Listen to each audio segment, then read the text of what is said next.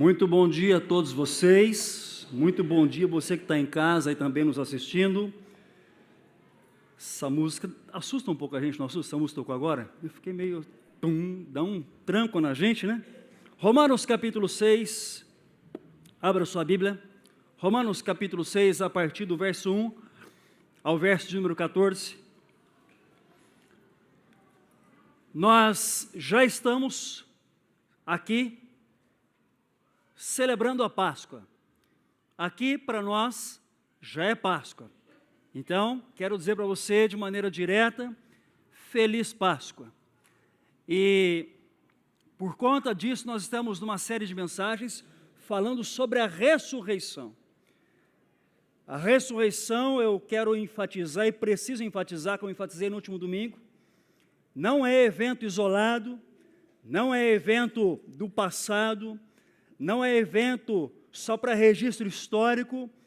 A ressurreição não é evento só para ficar no calendário, mas a ressurreição é fato para marcar história, mas, sobretudo, a ressurreição é fato para impactar e para transformar vida.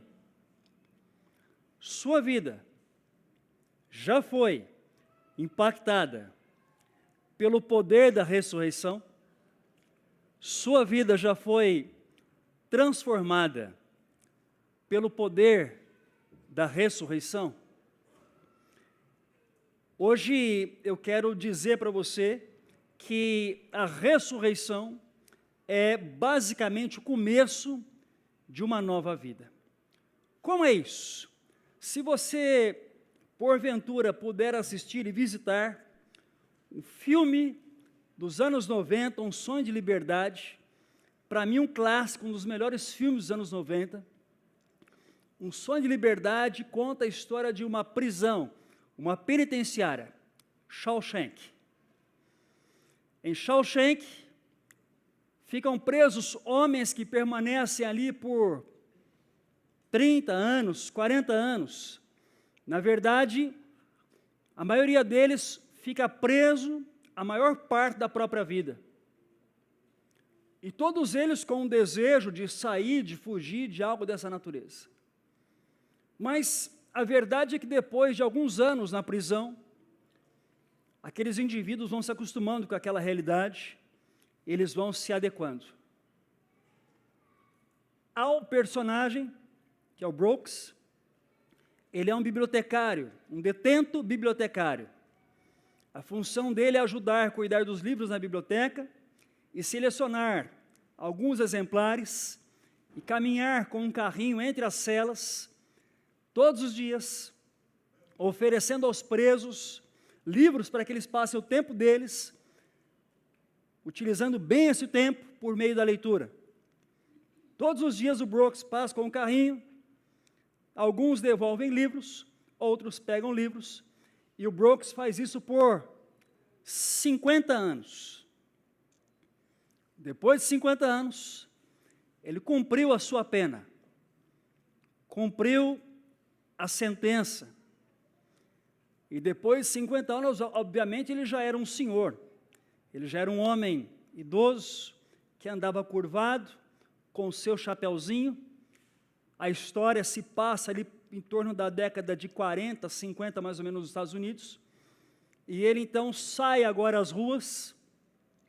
E quando ele sai às ruas como um homem livre, tem algo estranho acontecendo. Porque ele está livre, mas ele se comporta como se ele estivesse preso.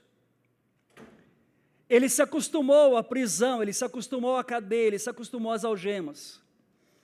Ele se acostumou a obedecer ordens tidas durante 50 anos dentro de uma penitenciária.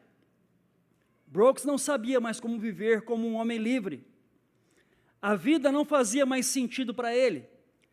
Afinal de contas, de que serve a liberdade se eu me comporto como se eu fosse um detento? Fazendo um trocadilho, de que serve a liberdade se eu me comporto como se eu vivesse algemado. Ora, alguns cristãos que foram libertados, que foram libertos por Cristo, que foram alcançados pela graça de Deus, que foram arrancados das algemas e das prisões do pecado, não vivem como pessoas livres. Alguns cristãos, alcançados pelo poder da ressurreição, estão vivendo como se ainda fossem aprisionados pelo pecado. É isso que você vai encontrar na carta aos Romanos, capítulo 6, a partir do verso 1, onde quero falar com você sobre uma nova vida que começa aqui, hoje e agora. Quando você olha para o capítulo 6 da carta aos Romanos, o Paulo vai dizer assim, e eu quero desafiar você a olhar para a sua Bíblia com atenção, encontre uma posição bem confortável. Quem sabe você é daquele time que traz sempre um lápis aí, pega o seu lápis, deixa no meio da Bíblia, de vez em quando você sublinha algo, circula uma palavrinha, isso vai fazer toda a diferença na sua leitura. Olha a pergunta que ele faz. Que diremos então? Continuaremos no pecado para que a graça transborde? De maneira nenhuma. Nós, os que morremos para o pecado, como ainda viveremos nele? Ou vocês não sabem que todos os que fomos batizados em Cristo Jesus, fomos batizados na sua morte? Portanto, fomos sepultados com ele na morte por meio do batismo, a fim de que, como Cristo foi ressuscitado dentre os mortos, pela glória do Pai, assim vivamos o quê? O quê? Uma vida nova. Como gente livre. 5. Se, pois, nos tornamos unidos na semelhança da sua morte, certamente o seremos também na sua ressurreição. Pois, verso 6, sabemos, essa palavra é importante, e nós vamos voltar nela daqui a pouquinho. Esse sabemos aparece no verso 3, e já está aparecendo de novo no versículo 6. E vai aparecer mais à frente, outra vez. Verso 6. Sabemos então, o que sabemos? Que o nosso velho homem foi crucificado com ele, com Cristo, para que o corpo pecaminoso seja destruído, de modo que deixemos de ser escravos do pecado. Pois quem morreu foi justificado do pecado. Ora, se morremos com Cristo, cremos que viveremos com ele também. Outra vez no verso 9. Pois sabemos que, tendo sido ressuscitados dentre os mortos, Cristo não pode morrer outra vez. E por que não pode morrer outra vez? Porque a morte não tem mais domínio sobre ele. No que se refere à morte, morreu para o pecado de uma vez por todas. No que se refere à vida, vive para quem? Para Deus. Verso 11, então. Assim, vocês também se considerem, e a palavra considerem também é uma palavra aqui importante, então você pode circular com um lápis aí. Se considerem de fato mortos para o pecado, porém se considerem vivos para Deus em Cristo Jesus. Portanto, não permitam que o pecado reine no corpo mortal de vocês, levando-os a obedecer aos desejos malignos dele. Não ofereçam os membros do corpo de vocês como instrumentos de injustiça para o pecado. Antes, preste atenção nisso, antes, ofereçam-se a Deus. Essa palavra também é importante. Ofereçam-se. Sabe aquele lápis que você deixou do lado? Circula outra vez. Ofereçam-se a Deus como quem saiu da morte para a vida. Veja que essa palavra surge novamente.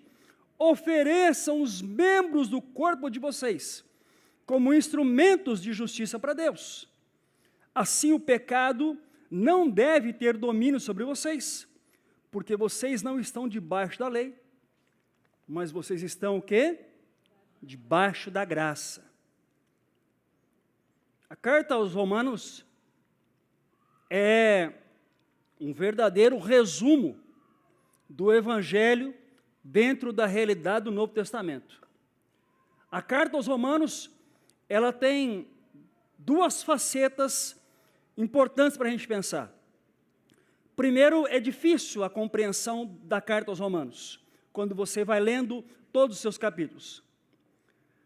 Porém, se você entender a carta aos Romanos, o Evangelho fará todo sentido no seu coração. João Calvino dizia que, se você entender a carta aos Romanos, você vai encontrar tesouros profundos nas Escrituras Sagradas. Você tem um verdadeiro manifesto de liberdade, uma verdadeira declaração do que é a vida em liberdade por meio de Jesus Cristo. Repare você que, se você voltar para o capítulo anterior, ou seja, o capítulo 5, Paulo vem tratando de uma questão que parece que incomoda ali os seus leitores. E que questão é essa? Há uma discussão. E qual é a discussão? Tem gente preocupada com a obediência ou a chamada observância da lei. Que lei? A lei do Antigo Testamento. Para algumas pessoas, a salvação seria assim encontrada se você obedecesse à lei do Antigo Testamento. A lei é importante? É. Precisa ser observada? Sim. Mas ela salva? Não. Como assim? A lei tem um papel restrito. A lei do Antigo Testamento consegue, no máximo, mostrar para nós que nós estamos errados. É só isso. A lei consegue apontar para o nosso coração e dizer onde é que nós estamos errados e equivocados. A lei consegue dizer para nós onde é que está o nosso mal. Por exemplo, nos restringindo aos 10 mandamentos. Um dos mandamentos mais conhecidos: não matarás. Ok, eu sei que não devo fazê-lo. Mas, por vezes, tem um desejo. O que faço com isso? Se eu simplesmente não matar, estarei salvo? Não, esta não é a questão da lei. A lei, ela aponta para uma verdade, mas ela não transforma a vida de maneira efetiva e não salva. E o Paulo vai dizer: vocês não estão em Cristo debaixo da lei. Nós não estamos debaixo da lei. E repare que ele disse isso no último verso. Vocês não estão debaixo da lei, mas vocês estão debaixo da graça. Ou seja, do favor de Deus que nós não merecemos. Isso é graça. E como que esta graça se manifesta? Essa graça se manifesta de maneira pontual. Por meio da crucificação, morte, sepultamento e redenção de Jesus. É assim que a graça se manifesta. Por meio da crucificação, quando Ele paga o preço no nosso lugar, do nosso pecado, pecado qual a lei já nos revelou. Jesus paga o preço do pecado, na cruz do Calvário. Segundo, Ele morre no nosso lugar, a morte reservada a nós, que estávamos no foco da ira de Deus. Esta ira é direcionada sobre o próprio Jesus, então crucificado e morto no nosso lugar. Ainda Ele é sepultado, mas Ele vence a morte. E agora, agora esta graça nos alcança. Nós respondemos a esta graça com fé. E você vai dizer, então agora posso viver como eu bem entender, posso fazer o que eu quiser. Paulo diz, em hipótese alguma. Não é porque sou salvo pela graça, ele começa o capítulo 6 dizendo isso. Não é porque sou salvo pela graça que vou voltar ao pecado para que a graça abunde, ou seja, para que venha mais graça. Não.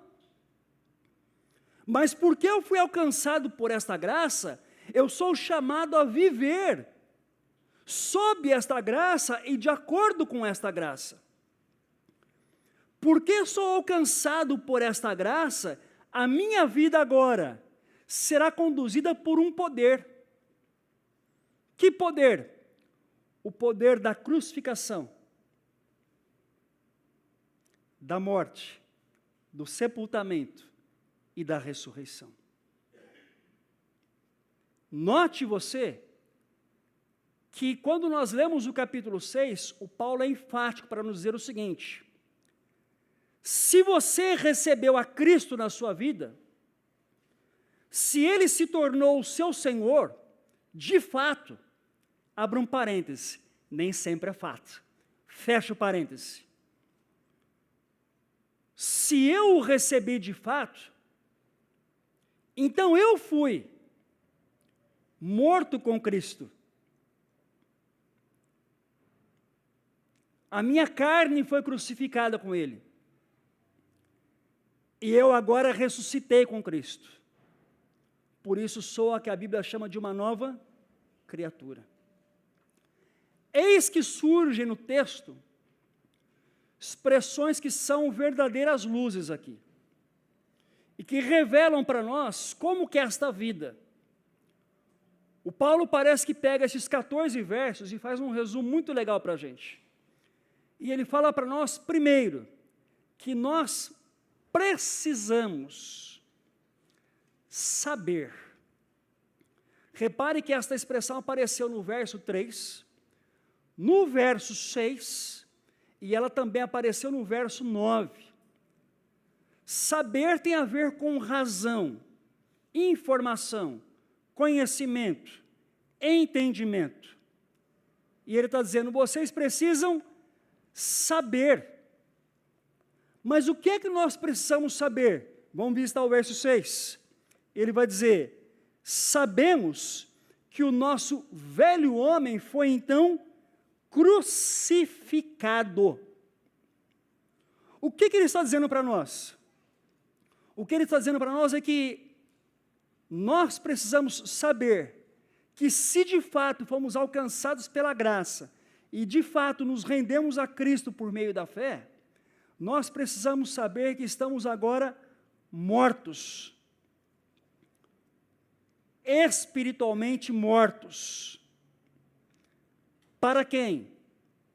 Para o pecado. Ele diz mais no verso 6.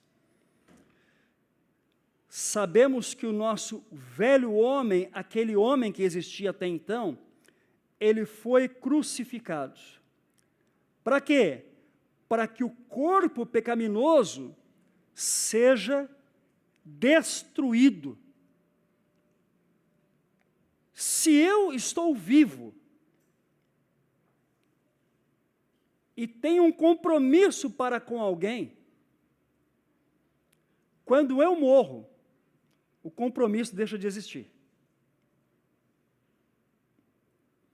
É assim que a vida funciona.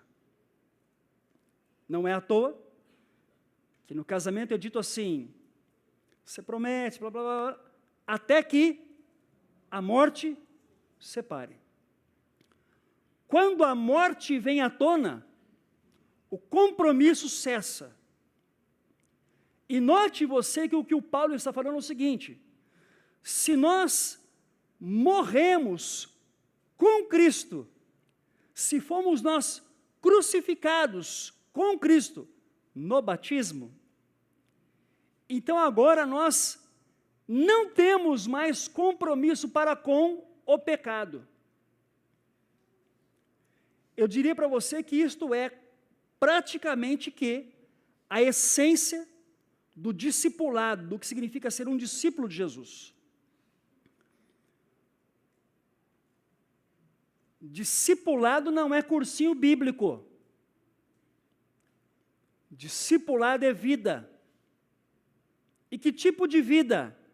A vida definida pelo próprio Jesus.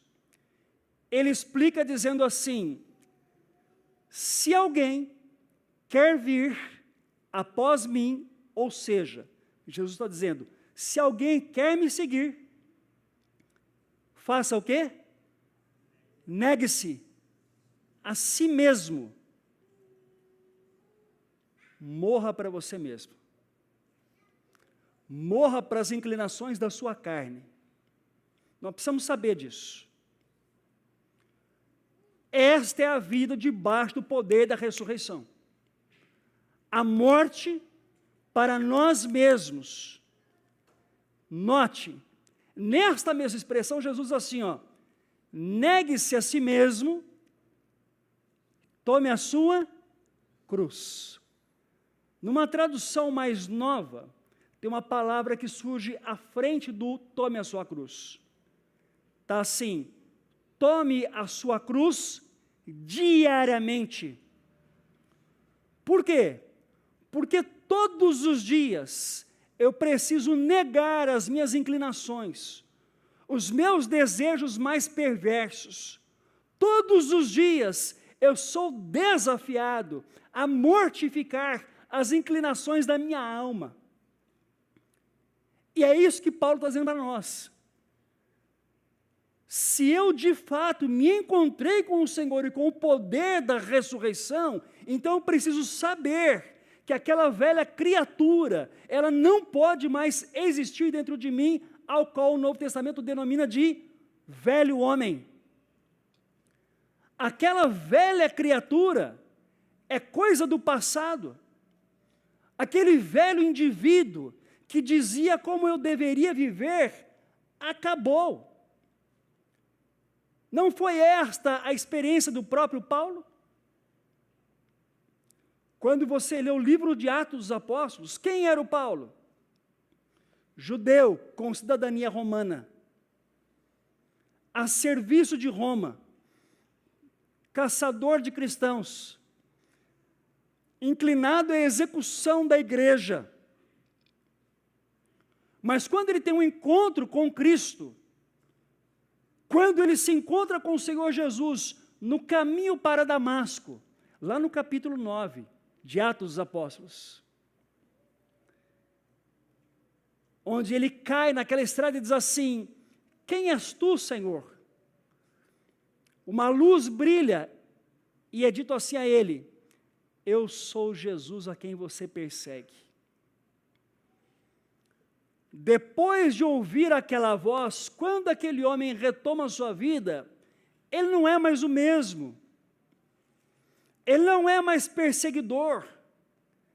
Mas de perseguidor ele se torna agora um perseguido. De indivíduo que lançava pessoas à prisão, agora quem é aprisionado é ele. Por quê?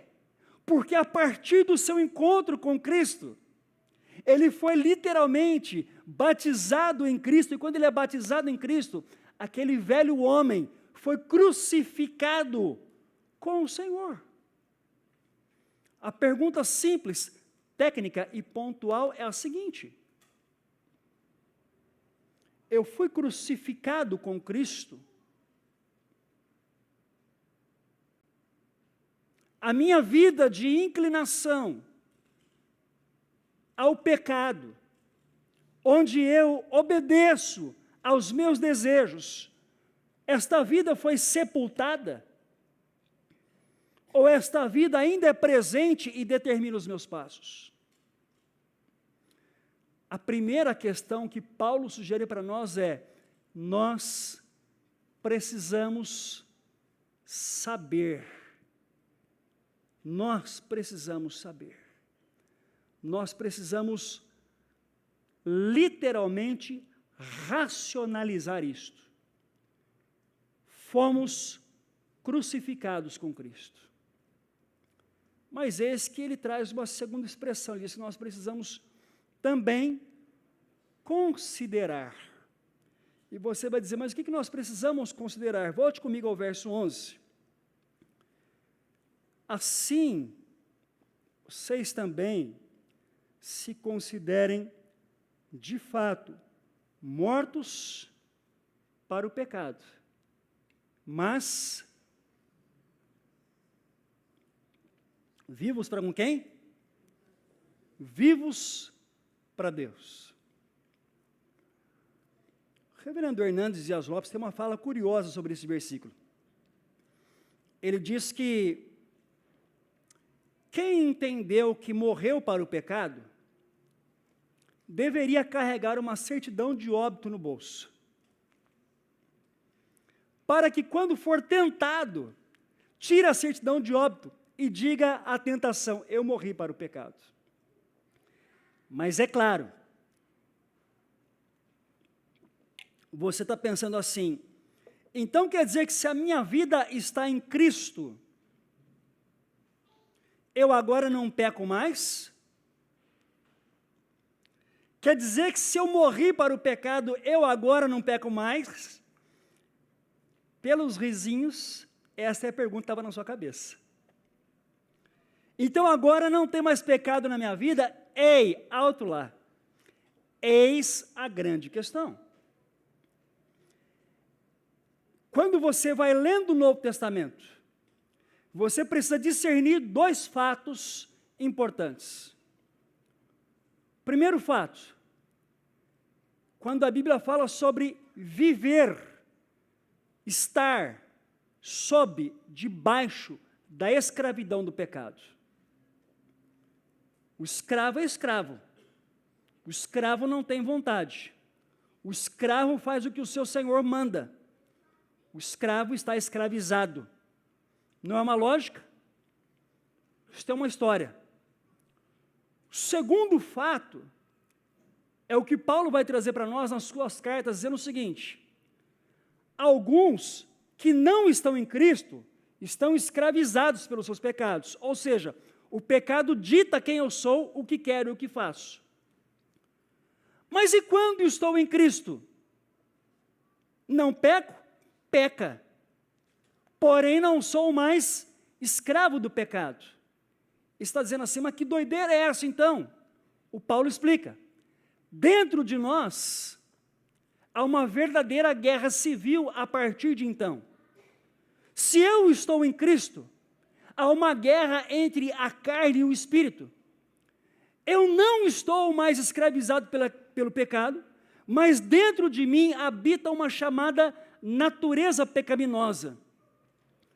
E o tempo todo eu sou tentado a me inclinar a esta natureza, recorrendo a um texto de Romanos, que a maioria de nós conhece, quando o próprio Paulo diz assim, ó, miserável homem que sou, quem me livrará do corpo desta morte? Neste mesmo texto, aquela fala também conhecida por nós, quando ele afirma assim, o bem que eu quero, eu não faço, mas o mal que eu não quero, é exatamente isso que eu faço. Você lê o Paulo dizendo isso e afirma assim, que história é esta? É a tal da guerra civil. O salmista diz, em pecado eu nasci, em pecado minha mãe me concebeu. Há uma natureza em mim. Embora em Cristo eu não seja mais um escravo, mas enquanto nesta vida, dentro de mim haverá esta constante guerra entre a minha carne e o meu espírito. Ao longo da minha história sempre haverá um conflito. Não sou mais escravo, mas estou sujeito. Se define bem, não define? Porém, na fala de Paulo, o que ele está trazendo para nós é, nós precisamos considerar que se estamos mortos para o pecado, nós somos agora chamados para viver uma nova vida em Cristo. Isso me faz lembrar da história do livro A Cruz e o Punhal. Espera aí, não saiu bem, né? A Cruz e o Punhal. Sabe aqueles livros antigos que você não encontra mais em muitas prateleiras? Também narrado em um outro livro chamado Foge, Nick, Foge. O nome do livro é esse. Foge, Nick, foge. É a história de Nick Cruz. Nick Cruz nasceu na América Central, em um país, em uma cultura onde havia muita violência por um lado e muito ocultismo por outro. Nick cresceu dentro desta realidade. Final dos anos 50, 1950, 1960, ele é um jovem nos Estados Unidos, na cidade de Nova York. Nick se torna líder de uma das gangues mais violentas que havia em Nova York nesse tempo. Neste período, você tem uma Nova York muito diferente da Nova York de hoje. As gangues se enfrentam pelas ruas todos os dias. Os conflitos são absurdos e violentos entre eles. Nas guerras, nas brigas entre gangues, quem não saía deformado, saía morto. E sempre tem um maluco que entra no meio da confusão para tentar trazer uma dose de esperança. O maluco era o pastor David Wilkerson, autor da Cruz e o Punhal. David Wilkerson começa a tentar reunir as gangues, olha que loucura, para pregar o Evangelho. Chama os moços para irem a um teatro, para ele pregar o Evangelho. Nick é um sujeito tão violento que ele chega a dar um tapa na face do pastor David Wilkerson. Mas teve um dia que não deu para ele.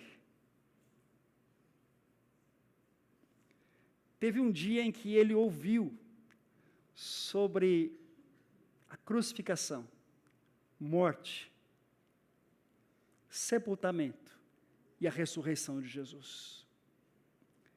E ele entendeu que Jesus tinha morrido no lugar dele na cruz para aplacar a ira de Deus. E o Nick entendeu que isto é graça. E naquele dia ele entregou a vida dele a Cristo. Ele se rendeu aos pés da cruz do Senhor Jesus. Ele se arrependeu. Abra um parênteses. Tem um monte de gente que se converte e não se arrepende, tá bom? Conversão sem arrependimento não serve para nada. Fecha parênteses. Depois a gente fala disso no final do culto. Pode ficar bravo comigo. Ele se arrependeu. Dia seguinte, pegou a sua gangue, todas as armas, foram à delegacia, entregaram tudo.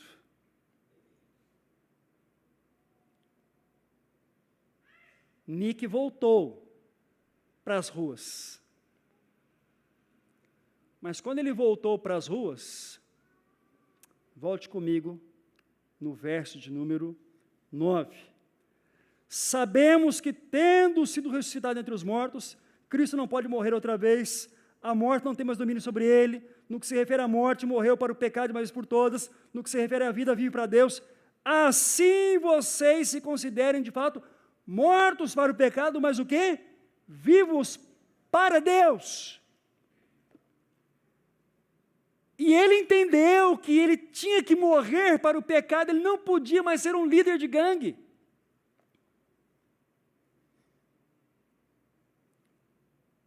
Ele estava agora vivo para Deus. E vivo para Deus, ele volta para as ruas para fazer o quê? Para pregar junto com o pastor David Wilkerson. E ele prega. E outros líderes e membros de gangue são alcançados. Os dois agora parceiros, o pastor David e o Nick, começam um centro de recuperação. Nesse centro de recuperação são recebidos ex-membros de gangues, ex-criminosos, ex-prostitutas, meninos de rua e outras pessoas sem rumo na vida. E quantas vidas foram transformadas ao longo dos anos 60 e 70?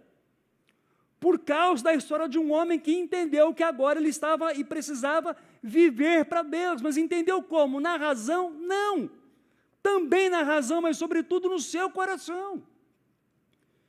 Porque se por um lado nós precisamos saber, por outro nós precisamos internalizar no nosso coração, na nossa alma, que nós não vamos mais ser escravos do pecado, mas agora somos chamados para vivermos para Deus. Esse é o poder da ressurreição.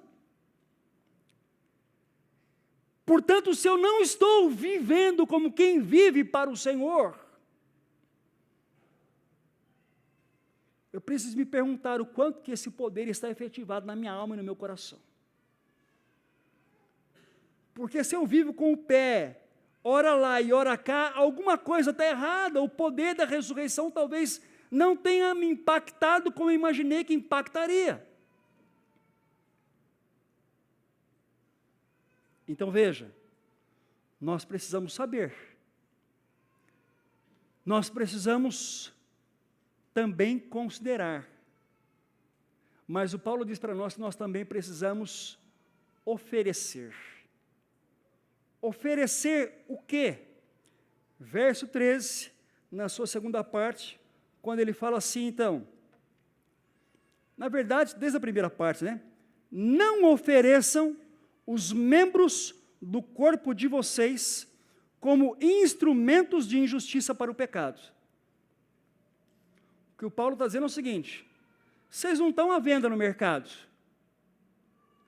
Vocês foram comprados por um preço precioso.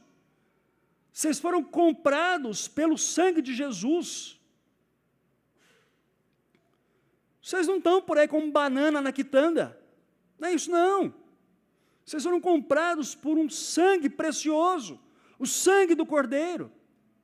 Então, se eu entendo que eu fui comprado pelo sangue do Cordeiro, ele reitera dizendo assim na parte B do versículo: ofereçam-se a Deus como quem saiu da morte para a vida. Ofereçam os membros do corpo de vocês como instrumentos para a justiça. Quer entender melhor isso?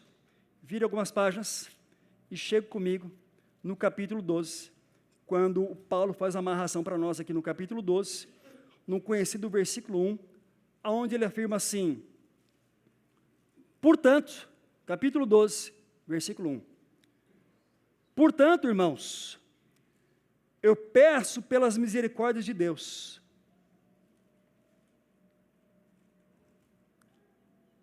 que ofereçam o corpo de vocês como sacrifício vivo, santo e agradável a Deus. Isto é um culto racional. É um culto que oferece a mente, o coração e a vontade. Veja, por exemplo, a história de José.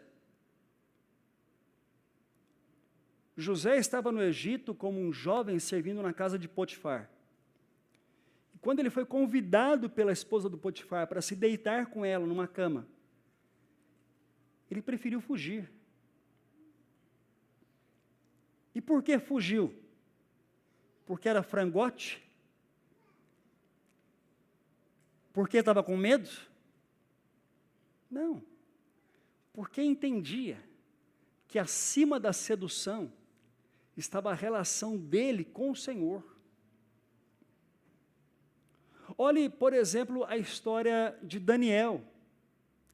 Quando no capítulo 1 de Daniel diz que Daniel resolveu não se contaminar com as chamadas finas iguarias do rei onde ele estava. Você vai dizer, mas tem aquela história do jejum de Daniel. Pelo amor de Deus, deleta isso da sua vida.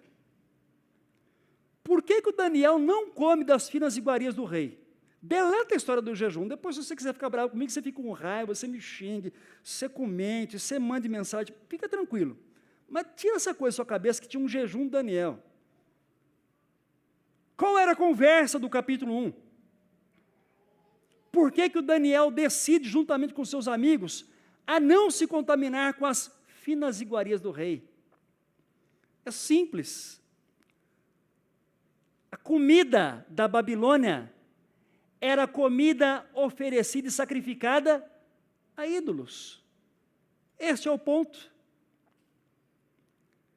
E eles decidem, então, não se contaminar com aquilo. É isso.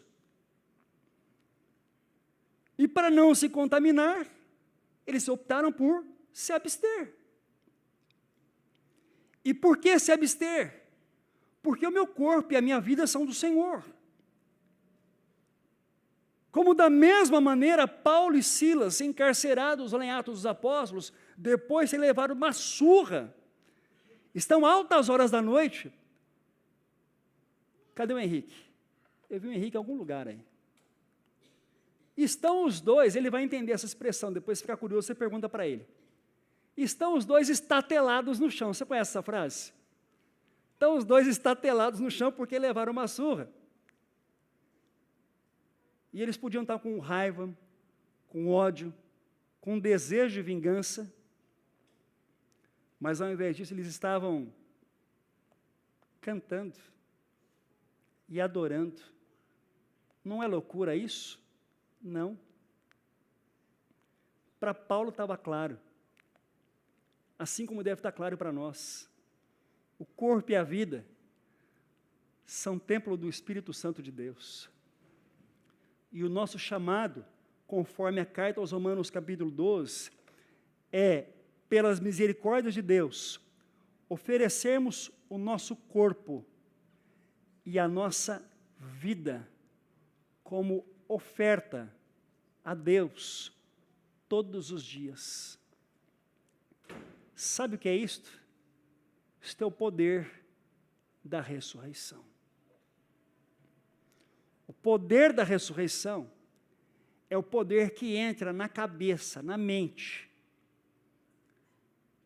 muda e molda o coração, mas também transforma os hábitos, a conduta e a vida. Com Cristo somos crucificados no batismo. Quem morreu não deve mais nada, nem para o pecado. Porque agora, com Cristo e em Cristo, nós ressuscitamos. E qual é o nosso chamado? Vivermos para Deus. Então entenda bem você, uma nova vida não é para a eternidade. Uma nova vida é para hoje, para agora. Com Ele fomos sepultados, com Ele ressuscitamos, para Ele nós vivemos. Uma nova vida começa hoje. Você já está debaixo do poder da ressurreição? Ou você está talvez vivendo como aquele personagem do tal do filme do Sonho de Liberdade? Livre por Cristo, mas quem sabe vivendo ainda como se estivesse aprisionado. Hoje é dia para começar uma vida em liberdade. Liberdade em Cristo. Vamos orar? Pai poderoso e querido, Tu conheces, ó Deus, o nosso coração. E nós aqui simplesmente, basicamente, olhamos para a Tua palavra, Senhor, e claro está a nós que o sacrifício da cruz, que o poder da ressurreição podem estar presentes hoje no nosso dia. Nós não estamos mais, ó Deus, nós não precisamos estar mais vivendo como gente encarcerada pelo pecado, como gente aprisionada na alma, ó Deus. Mas nós podemos viver como gente que foi liberta, cuja vida foi comprada pelo precioso sangue de Jesus. Nos ajuda, Deus, a vivermos como quem morreu e ressuscitou com Cristo e em Cristo para o Senhor. É a nossa oração no nome de Jesus. Amém, Senhor.